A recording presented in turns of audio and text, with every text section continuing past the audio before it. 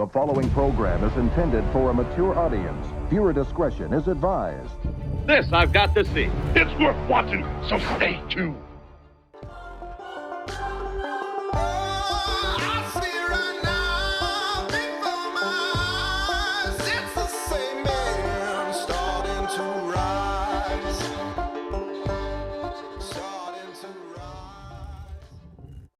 Welcome to the C-Note Show. Good to see you guys. I'm Jeff Allen. This is Miss Cynthia Kruse, the only woman allowed on this show for her professional and feminine perspective. You're welcome, Jordan. Nailed it. Andy's here. Dave's here.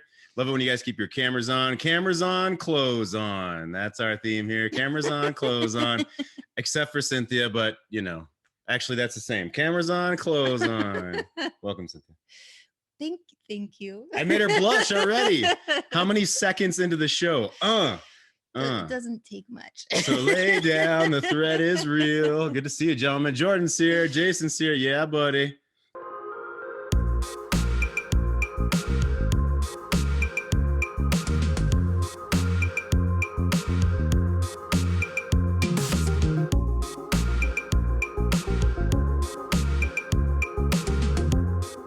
Cameras on, clothes on. Let's go ahead and jump into Cynthia's Sexcapade spot for today, which we share about the last 10 minutes of our show. Let's get into it. Here we go. Loosen her up. Oh, it's a yoga pose. That's what's happening. She's loosening up, Cynthia. Yes, that's a downward facing crouching. Yes. Keep going. Keep going. Downward facing crouching snake pose. Yeah. I don't know if she's doing it correctly, though, because she has split her underwear. That's embarrassing. Yes. But she doesn't look too embarrassed. I'm incredibly embarrassed when I split my underwear doing the crouching tiger hidden dragon pose or whatever this is. Yeah, buddy. Loosen her up, Cynthia Sexcapade spot for today.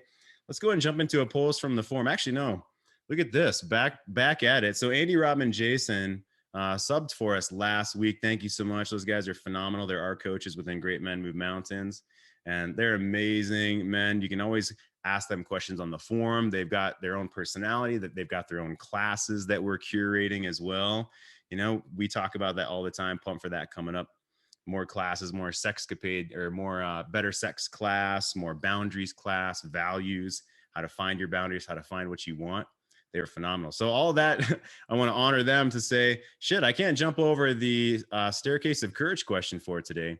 So as long as you're not doing crouching tiger, hidden dragon pose. Or upward facing beaver. The upward facing beaver. Thank you, Oliver. I can always rely on Oliver to feed me lines. Yes. Yes. On the payroll, Dave. Yeah, buddy. As long as you're not doing upward facing beaver dragon and split your lacy panties. I'd like you to punch this into the chat right now, not only to serve you and get the benefit of doing this right now, because maybe you don't do the kingly plan for your 5 minutes on the throne in the morning like like I do every morning, and ask yourself these types of questions. So you're here and you can do it right now. So punch this into the chat. Do you think, and I purposely put the word think and feel together here. Do you think or feel touch is a need or simply a want? Explain. Do you think touch is a need or simply a want? Right? Like, need is that you basically can't live without it, that something will happen in your life if you don't have that thing, or a want where it's like a nice to have. Okay, I want to have it. Now, all these words are debatable here, but go with it, right? Do you think touch is a need or simply a want? And explain. Our theme of this week is how to be confident sexually and stop apologizing for your sexuality. So do you think touch is a need or a want? And punch that into the chat right now. And along those lines, while you're punching that in, this is definitely the participation section of our program today. You're here because you want more belief and mindsets and action toward what you want in life. You want to provide. So we help. This is new vernacular I'm going to share with you. Paul, and I won't say his last name for anonymity purposes. I totally said that wrong because I don't want to share his name. What is that? Yeah. I can't remember. So anonymity is, I was working with Paul. We were over the campfire up in Idaho. I was there with Steve Winecoop, from the forums. I'll share his last name. And 7 other men were up in Idaho this past week. And over the campfire, I was talking about hypergamy and satisfying a woman's hypergamy and what we want in today's relationship, in today's world now. We're no longer a man as just a commodity to provide a paycheck for our woman, for our family. That's a commodity. We're no longer a commodity in today's world. And by the way, she doesn't need you for a paycheck, right? She don't need a man. So if you're a commodity that's worth nothing because she doesn't need you anymore, that's not good, right? That's not good. So you want to see yourself as a luxury. And as a luxury man in today's world, you want to provide safety, inspiration, and sexual leadership in your relationship. And that's what we teach you how to do, to get more hugs, kisses, sex, and affection, of course. Maybe she said she loves you, but not in love with you, or she wants space and you want to know how to turn that around, or you want to know where you're fucking up. That's what we help you with here. So in that vein, here's a post from the forum. Let's get into it. Hello, as I mentioned, the separation conversation is coming. I'm pretty sure it's happening today or tomorrow. Any advice on how to handle this conversation? I'm still struggling to accept that we have to do this and the impact it will have on my 5 and 7-year-old. So has anyone been able to navigate this conversation?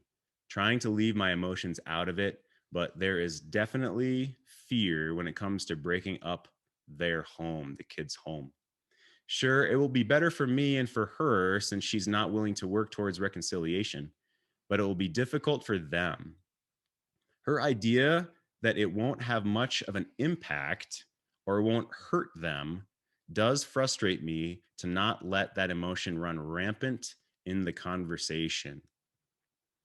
Okay, so this is along the lines of the theme. I'm going to force the theme a little bit here, right? So speaking out what you want. So speaking out what you want. How is this man sharing with us right now what he wants? And how would you say that he should approach this conversation? Yeah, let's leave it at that. So he's struggling to understand how he can have this conversation around separation, and that she thinks it won't have much impact or won't hurt the children, and how that frustrates me, and I don't want my emotions to run rampant. So unmute yourself and come on in. What would you do if you're in this man's spot? Where do you think he is? What do you think he wants? Unmute yourself and come on in. Here's where I hold tension. I'll Dan jump in and unmuted himself. Go for it. Go for it, buddy. I'm speaking from experience, having this conversation a little over a year ago. It's an opportunity, even though it feels shitty and it's not a great spot. But he can create leadership and vision by going to his partner and leading this instead of waiting and kind of cowering and saying, all right, accepting the situation in the moment and say, here's how I think we should handle it. That's what I ended up doing in the situation. I wanted to be upfront and direct with the kids, not do a long backstory and kind of just keep it simple, and then shutting up and opening the space for questions. And the amazing thing, at that time, I had my 2 kids. My son was 8 and just turned 8, and my daughter was 11. And my stepson at the time was 11. And you have no idea what questions they're going to have. They're approaching it from a very different perspective. They asked stuff about where are we going to live, which is an obvious one, to do I keep my stuff, like their video games and stuff. And once they know, there's like a sense of relief, because even when kids are younger, they know like stuff's not right. My kids saw us fighting and not together, and they just and they opened up a ton afterwards about stuff that they observed. So kids are smarter than you think, even at a young age, but they need that confidence and that clarity. And I think for younger kids, keeping it very simple, I would highly recommend that. I don't think a long explanation, but knowing that they're loved, they're cared for, and they're going to be safe. And there's going to still be consistency there for them is key. But I think it's a huge opportunity, as much as it's a sucky situation, for him to step up and say, here's how we should handle this. Yeah, beautiful. Well said, Dan. So how did you emotionally keep yourself, under control? Because that's one of the reasons that he's concerned about, right? Can you relate to that? I absolutely. I would I came to this group every day and listen and absorb the energy, but I took my feelings and the raw emotion and talked to friends and family that I knew I would be able to take it to a safe space, so that when I was in that moment, I was able to be grounded. And my focus at that moment was not on her; it was on the kids. And there's a lot that my ex and I didn't do well, but we handled that one well. And we handled it well because we talked about it before. We agreed on when we were going to have the conversation, and we opened it up for them. And we didn't, it wasn't a thing about us. It was strictly about the kids. But my anger, my frustration, or my fears, I brought them to people outside the house. And that way I didn't bring it into that conversation. Beautiful. Beautiful. I love it, Dan. Thanks for jumping in, buddy. Good to see you. Fantastic. Absolutely. Absolutely. Yeah, very well said. So I want to actually have another man come in, unmute yourself about this part where he's saying she doesn't think that the separation will have much impact or hurt the children. So we need to change her mind, right? We need to get her to understand that this is going to hurt the children. She's wrong in what she's thinking, right? So how do I strategize that? How do I make her change her mind and realize, my point of view? Unmute yourself. Come on in.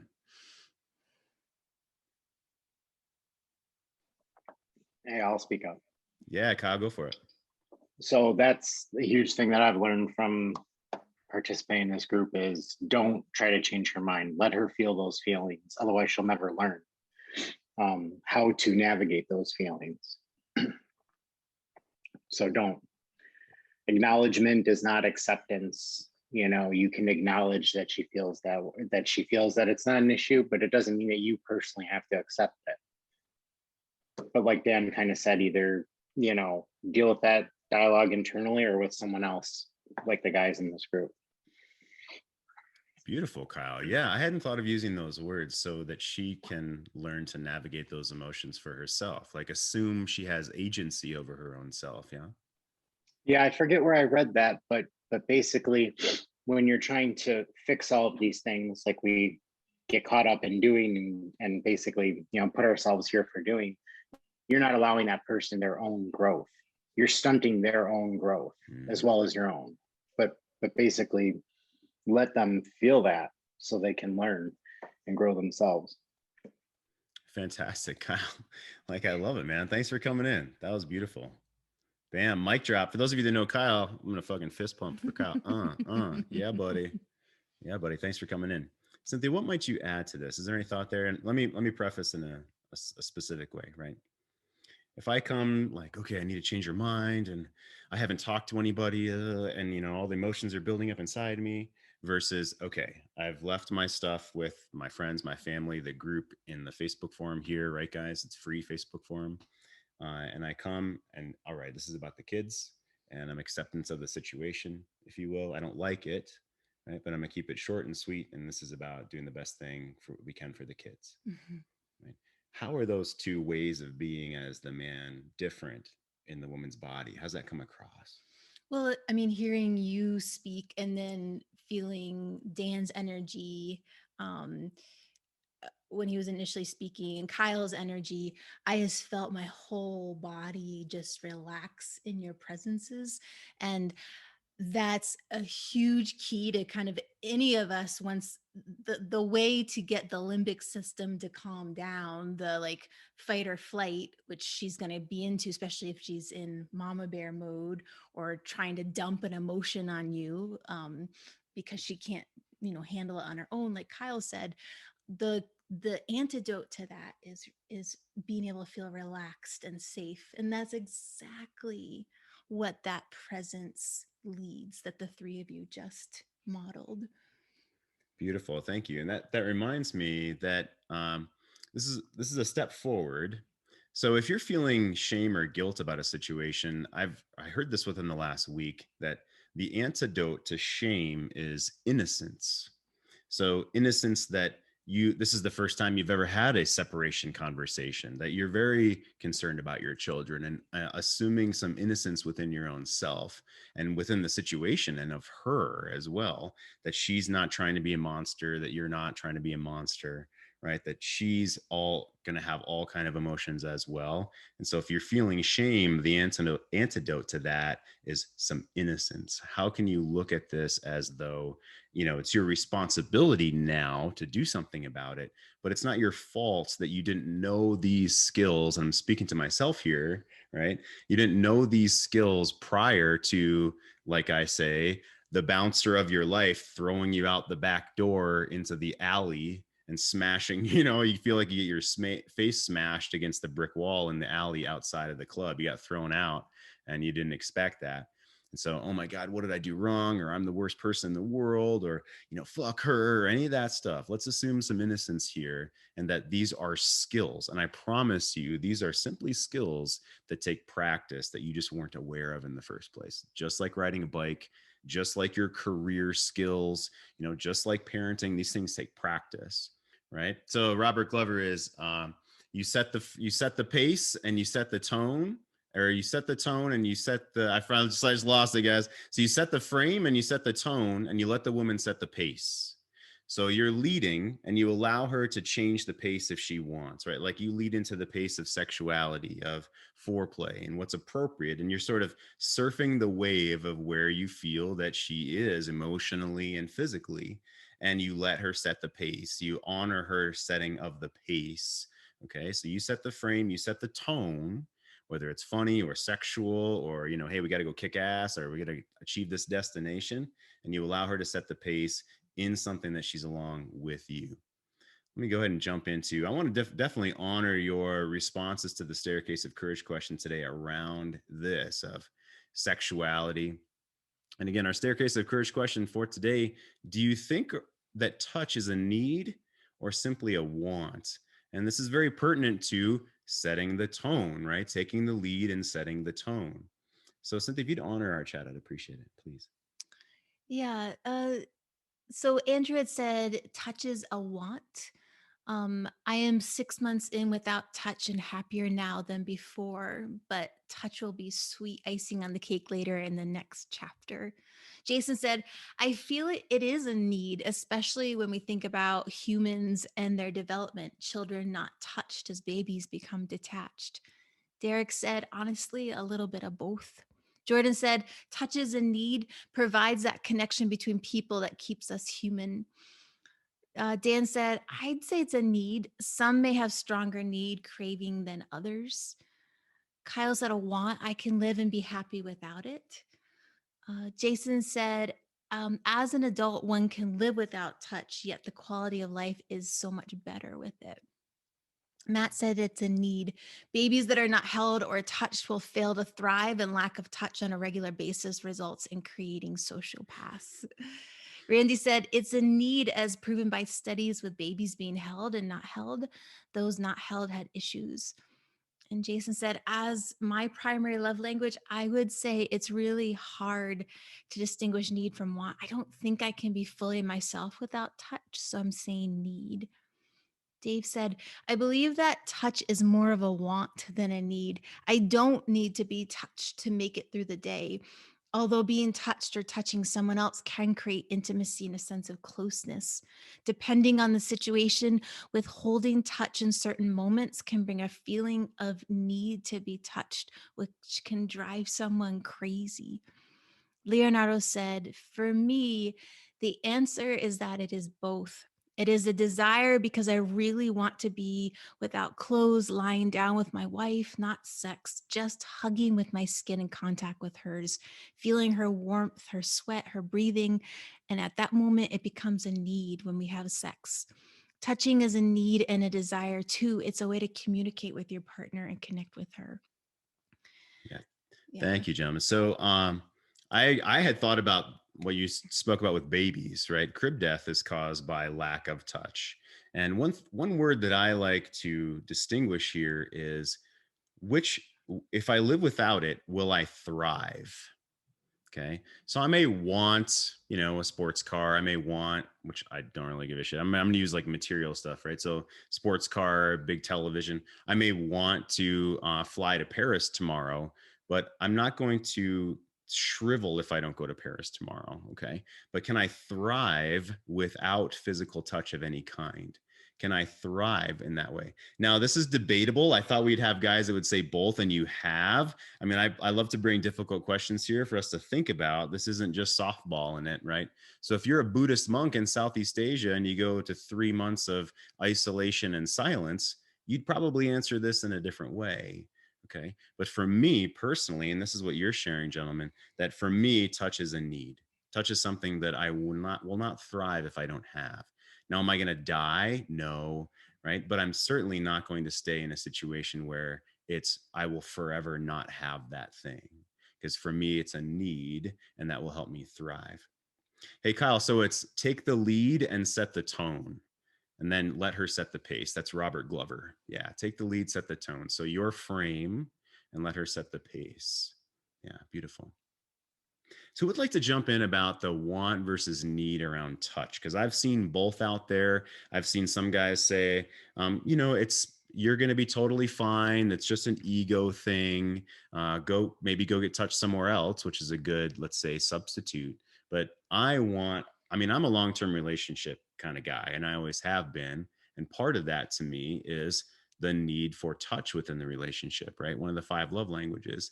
And for a lot of guys, especially, including me or including guys where she wants space, we get shamed for that. We get shamed for wanting touch, for needing touch. And I think that's bullshit. I think it's bullshit to be shamed for something that helps us to thrive. I mean, you have to be careful who you're asking, right? If you're talking with your woman who is maybe exiting the relationship, she's not the one that you want to go ask her opinion about you. Okay. So careful of the source. Who wants to jump in? Kick in about this. Has anyone been shamed for wanting and needing touch? Is this hitting anyone hard? Come on in. Unmute yourself.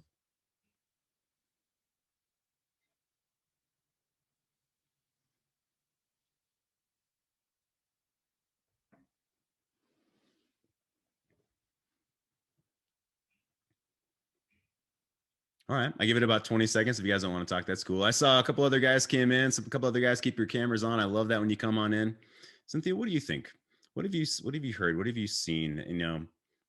Would you agree that it very much depends on the woman's particular point of view at that moment with the strength of the relationship and things? What would you say around this conversation as far as the man that's watching this that maybe right now is like, fuck, yeah, it does feel like a need for me and she's shaming me for that, or, I'm not getting that right now. What would you say to that man? Yeah, well, I fully resonate with, everyone has the right to thrive in their life and to want and desire affection and touch, and that no one should be guilted out of that, because that's a hungry, agonizing place to be. And then that does feel like someone else has all the power in your life, especially like, there are like chemicals in our body that, at the times it actually feels like it's craving that connection. And yeah, we can go meditate and be totally one with ourselves, but I don't happen to subscribe to a life that's the only goal. And touch is important, and it doesn't have to be sexual touch. Exactly. And it doesn't have to be with a partner. And it doesn't even have to be like, if I say it's okay to go get a massage, it doesn't have to be an intimate massage. It can, if you're hungry for the healing energy of femininity, going and getting a massage or some sort of care like that is, that's why there's feminine and masculine presence here. And or it's going on a retreat with a group of men and it's just the like hand on the shoulder or the hug of someone that you can intrinsically trust, that matters. And I think if anything, this past year has magnified that human craving for how important that is. Like I even noticed today going to the gym without a mask, just the importance of other people's smiles, men and women. It's like, oh, it made my chemistry brighter. And sure, I can live without it, but the world starts to get a little grayer. Yeah, exactly. And every men's retreat, I double hand hug every single man, hello, and then goodbye. Right? Even one man, you do where the handshake is like in between the body thing, which I used to be okay with, but I'm like, dude, give me a 2-hand hug, So if I know you, at all, if you're going to come to one of our retreats, it's a hug hello and a hug goodbye. And I think that's important. Yeah, Jason, go for it, please. Can you hear me? Yes. All right. What I want to point out one thing on this that has been such a source of pain and a source of joy in my life as far as this topic goes, is that the wonderful single focused nature of men. When we acknowledge that this is a need for us, and we feel that this is a need for us, when we hyper focus on it, though, that's when we get really dangerous, to ourselves mostly, but can be to others too. I know after not being touched for the last few years of my marriage, when I finally found out how to get touch from women, it became kind of a sickness. It became kind of a I kept fulfilling this need. I kept hyper focusing on this need, right?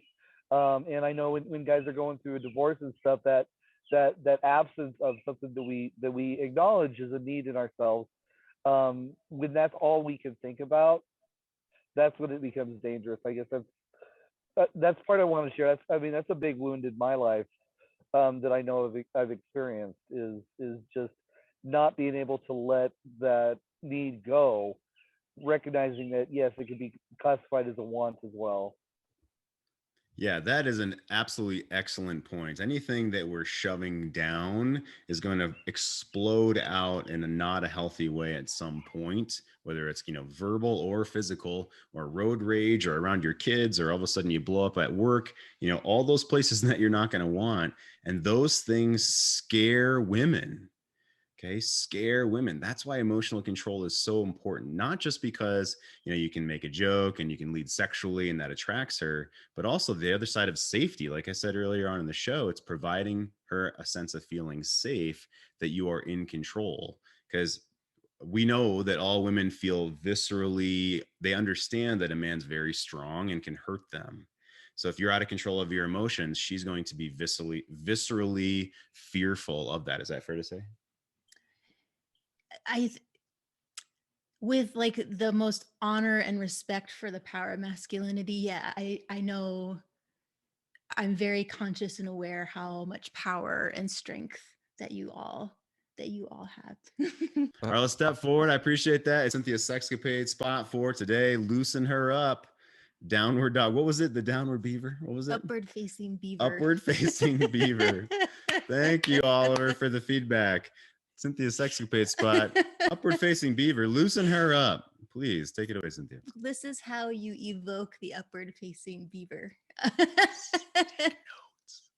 Yesterday, there was the mention of the idea that, as a lover, as a leader, a sexual leader, you can have all the perfect tips and tricks up your sleeve. You can know, push A, touch B, circle C, and still, still, if your woman can't truly feel you, then she's gonna have a hard time truly trusting deeply, feeling safe deeply, and truly relaxing and loosening up into you. And that's as simple as breathing. And I was listening to a David Data talk this morning where he was coaching a gentleman with his wife on getting her to move and loosen up with him simply by every once in a while being able to observe her breath and matching her breath. And this makes a massive impact on how a woman can feel you, especially if you're breathing and you're concentrating on breathing the front of your body. You know, some women might say, oh my gosh, I can't feel you, even though you're being really, really present. And that can simply just be because there's some tension held in your body, not because that she can't trust or relax in the moment. She just truly wants to feel that powerful, magnificent energy that you source in your body. So this is all about breathing with her and also responding to her when she loosens and responds to you. So breathing with your woman can move her out of a stressed, rigid, masculine, or simply just a still place. If you can tune into her energy enough where you can follow her breath, even for just a moment, it can make a massive impact on her. She can be like sitting across the dinner table from you or next to you in bed. Some women can't even orgasm without physical stimulation plus emotional connection at the same time. So this is how you can create that emotional connection. Following her breath every now and then can create this and help her to truly feel you. So try feeling up the front of your body. And when you notice her body and energy soften with you, or move more or become more feminine, respond to her so she knows to do more for you. So I love David Data's description of this. He said, you know, level one, when a woman's moving for us, we might even think of her in like a strip club. And what do we do when she's moving and loose and relaxed and dancing for you? Well, like you throw money on the stage. So what's the level 2 and level 3 of that? If she's going to soften for you, even if it's just in a moment, you're in the car driving to get groceries and you match her breath for a moment and you see her relax her shoulders or flip her hair for you. How can you show her that the femininity that she's revealing to you is like, yeah, hell yeah, like I want more of that? And that can be like a deep breath in you. That can be a smile. That can be a hell yeah, that was beautiful. But that kind of encouragement and praise is showing her what you like, what you appreciate, what you revere in the femininity of her in her, and encourages her to want to loosen and do more even with you. So again, this is something that can happen sitting on the couch, or it can make a huge impact in the bedroom. And it starts simply with you breathing up the front of your body and matching her breath every now and then. Yeah, beautiful. Cynthia and I did a 3-day intensive with John Wineland and David Data. David Data was calling in from some cave around the world. It was just, he was just audio. And this was during the pandemic. And I think he'd only seen, less than 5 people over some long amount of time, the previous year or something like this. So he was doing, no video and still led us and 400 other people within a breathing exercise like this. And so along the exact lines of letting her set the pace, okay, you're setting the tone of the breath. So you're controlling your own breath, how you breathe, which is belly first, then filling your chest, right? So belly filled, chest filled, and the intensity of your breath. And you were saying about the depth of your breath, but it's her pace. So I was mistaken at the beginning. I didn't understand what was happening. Like, why am I following her lead? Well, no, she's setting the pace of the breathing. So you're matching the pace, but you're still controlling your experience. Where's the energy in your body going? What thoughts do you have in your mind? Are you holding her in high regard? Do you put a little smile on your face so you have that physiological joy reaction, right? Is your chest open and your shoulders back and your head high? You control all of those things. In this instance, she's just simply setting the pace. Okay, so that was a big key for me. Cynthia, thank you. I appreciate that so much. You. Fantastic. We have about 2 minutes left on today's show. I could cliffhanger another question from the forum for tomorrow, or if someone wants to jump in with an experience or a quick question that you want to pose now, or that have you practiced this? Has anyone practiced this kind of breathing with a woman? Has anyone done this where you match her pace? And what's been your experience? Come on in, unmute yourself. I can jump in with something that taught me something as well, what you're explaining, because I've done breathing with Matilde, my girlfriend. Yeah, please. And one of the first times I ever tried doing it, we were actually doing it while just practicing talking. It happened to be that I was driving a car as well. But one thing she picked up on was that she was breathing slower than me. And I hadn't realized at the moment. And that made her feel more uncomfortable. So it was a really big awareness for me in that moment that how important it is as well. I get what you mean about the pace, setting the pace, but you lead it as well.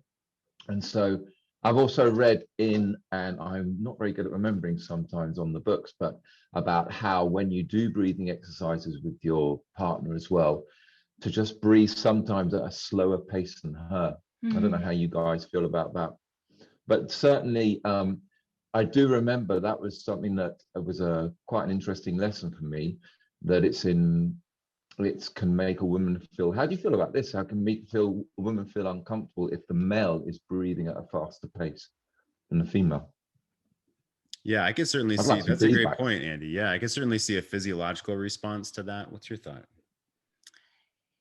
That resonates deeply what you said, Andy, and it makes me think that there's the kind of like when you're matching breath with someone, you're building rapport. But then when you're leading, whoever is the slowest and the steadiest and the deepest is the leader. And I have to tell you, like, being around men who are breathing deeply into their body, that's calm, like my whole body becomes so much calmer. Whereas I think when he might be breathing faster, it's kind of like a red alert that something's wrong because his warrior must be engaged and like I've got to be on high alert. So let me jump in with something. Yeah, she said that something must be wrong if you're breathing faster. What if you're just intimidated by this woman? Okay. What if she's like more beautiful than you're used to, or you haven't spoken with women in a long time? Like, I had to go through that experience when I became single again. So she's thinking something is wrong. Okay. Even if you're just intimidated by her, she's thinking something is wrong. Now she may be flattered by that, but she's not considering you as a serious sexual partner if you're not able to keep your shit together. Okay. And this is why the emotional control, the 3 forms of confidence: behavioral, emotional, and spiritual, the emotional control in that moment. That's a great point, Andy. Cynthia, thank you so much. I appreciate it. Gentlemen, you guys are fantastic. Thanks for being here. Jason Sear, Andrew, Dave, Leandro, Andy, Kyle, Jordan, loving you guys. Keep your cameras on. Randy, Patrick, JT, Richard and Bernard, you guys are phenomenal. Have a great rest of your day. See you same time tomorrow, same channel. Ciao, guys. Get more affection, love, and sex in your marriage. Get less paralyzing fear and rejection. Never miss an episode. Watch anytime, anywhere, 3 a.m. on the toilet. Get full episodes. GreatMenMoveMountains.com/VIP. The C Note Show.